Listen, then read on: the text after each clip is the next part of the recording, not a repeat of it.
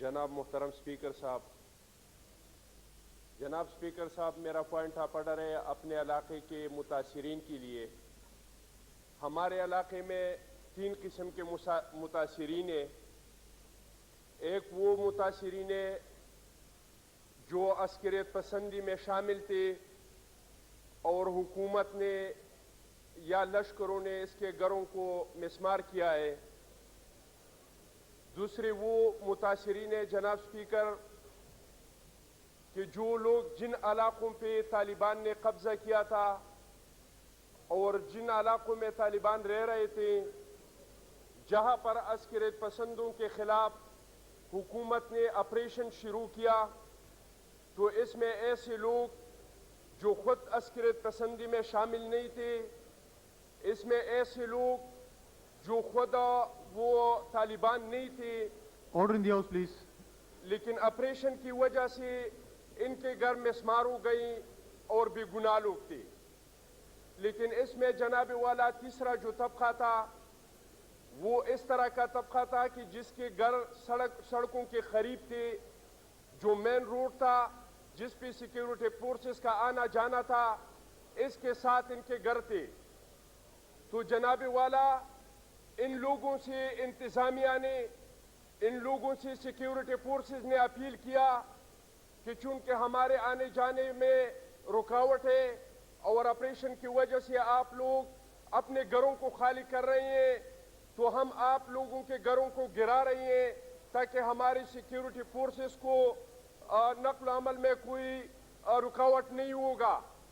اور آپریشن ختم ہونے کے بعد علاقے میں امن و امان کی صورتحال بحال ہونے کے بعد ہم آپ کے گھروں کے پورا معاوضہ دیں گے اور دوبارہ ہم آپ لوگوں کے گھروں کو تعمیر کریں گے.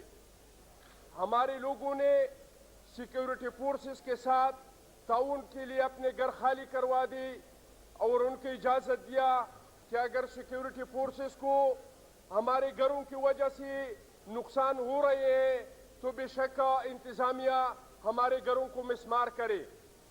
لیکن افسوس کی بات ہے کہ اب وہ لوگ جو عسکریت پسندی میں شامل تھے ان کو بھی 3 لاکھ کا معاوضہ دیا جا رہا ہے، اور وہ لوگ جو عسکریت پسندی میں تو شامل نہیں تھے لیکن ان کے علاقوں میں عسکریت پسندوں نے قبضہ کیا تھا ان کو بھی 3 لاکھ کا معاوضہ دیا جا رہا ہے.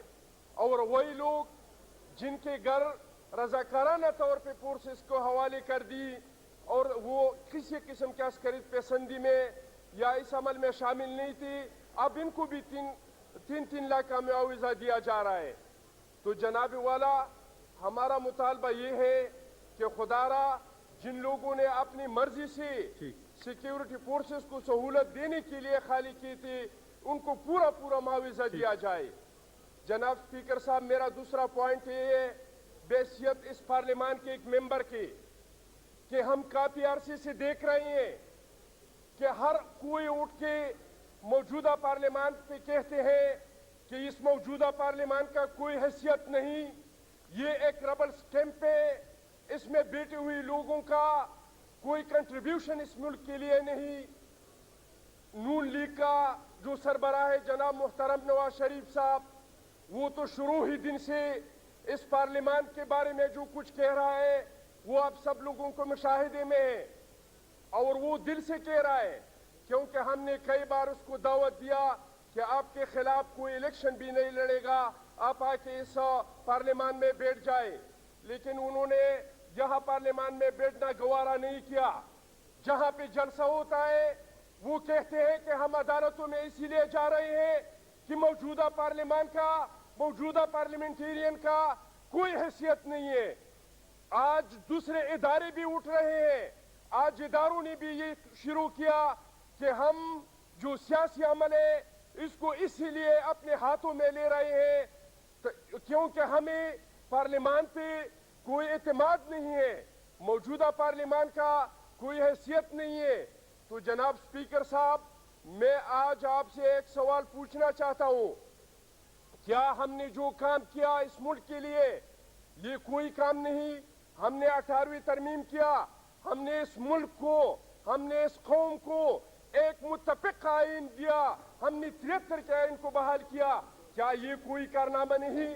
کیا ان کی بحالی کا؟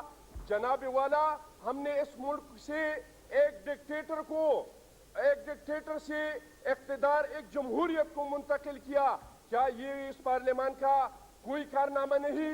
19 سال سے جو NFC ایوارڈ نہیں ہوا تھا، آج جو چھوٹے صوبوں میں احساس محرومی تھی، وہ چھوٹے صوبوں کو 3.5 ارب روپے مل رہے ہیں. کیا یہ اس پارلیمان کا کوئی کارروائی نہیں؟ کیا اس کا کوئی حیثیت نہیں ہے؟ تو جناب والا، آج میں پوچھتا ہوں کہ کیا پارلیمان کا واقعی کوئی حیثیت نہیں ہے؟ کیا یہ پارلیمان لوگوں کو جواب نہیں دے سکتے ہیں کہ ہم نے کوئی کام کیا ہے یا ہمارا؟ آج جاوید ہاشمی صاحب نے بھی، مجھے بہت عزت ہے جاوید ہاشمی صاحب کے لیے، میں بہت احترام کرتا ہوں جناب جاوید ہاشمی کا. میں نے اس پارلیمان کے اندر پاکستان پیپلز پارٹی اپنے قائدین کے بعد اگر کسی کا عزت کیا ہے دل سے تو یا جناب اسفندیار ولی خان صاحب کا عزت کیا ہے یا جناب جاوید ہاشمی صاحب کا عزت کیا ہے. لیکن اگر ان کا اپنے پارٹی کے ساتھ اختلاف ہے، اگر ان کو اپوزیشن لیڈر نہیں بنایا، اگر ان کو پبلک اکاؤنٹس کمیٹی کا چیئرمین نہیں بنایا، تو اس میں اس پارلیمان کا قصور ہے کہ آج انہوں نے بھی اس پارلیمان کے اندر جنہوں نے 4 سال اس پارلیمان میں گزارے، اس کی منہ پہ تھوک کے آج ادھر سے چلا گیا. جناب والا، اگر یہ حالات رہا پارلیمان کا تو آئندہ وقت میں، کیونکہ ہم سمجھتے ہیں کہ اس ملک میں زیادہ تر لوگ جو سیاست کرتے ہیں وہ عزت کے لیے کرتے ہیں. عزت والے لوگ اگر اس پارلیمان کا یہ حیثیت ہے تو عزت والے لوگ اس کے بعد الیکشن نہیں لڑیں گے، اس پارلیمان میں بیٹھنا گوارا نہیں کریں گے.